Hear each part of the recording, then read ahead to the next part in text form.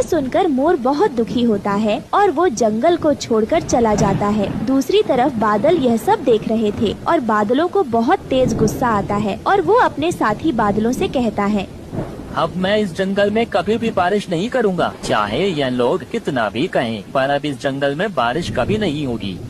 धीरे धीरे समय गुजर रहा था। मोर के जाने के बाद बारिश भी बंद हो चुकी थी। अब सभी पक्षी बहुत खुश थे और वो आराम से अपनी जिंदगी गुजार रहे थे। समय तेजी से गुजर रहा था। 1 साल कब बीत गया उन्हें पता ही नहीं लगा और गर्मियाँ बहुत तेज पड़ने लगी। गर्मियों की वजह से सभी पक्षी बहुत ज्यादा परेशान हुए क्योंकि पानी की कमी होने लगी। पेड़ पौधे भी सूखने लगे, पर बारिश अभी तक नहीं हुई। फिर सभी पक्षी फिर से इकट्ठा हुए।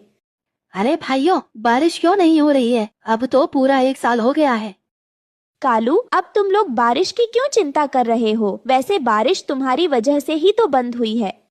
यह तुम क्या कह रही हो रानू चिड़िया? तुम्हारा दिमाग तो सही है ना? हाँ, मेरा दिमाग तो बिल्कुल सही है, पर तुम लोगों का दिमाग खराब हो गया था जिस वजह से तुमने जंगल से मोर को निकाल दिया। तो क्या हुआ? अगर मोर चला गया तो क्या बारिश नहीं होगी?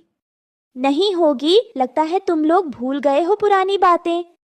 ये सुनकर सभी पक्षियों को पुरानी बातें याद आ जाती हैं और उन्हें एहसास होता है कि उन्होंने मोर को इसीलिए निकाला था कि बारिश ना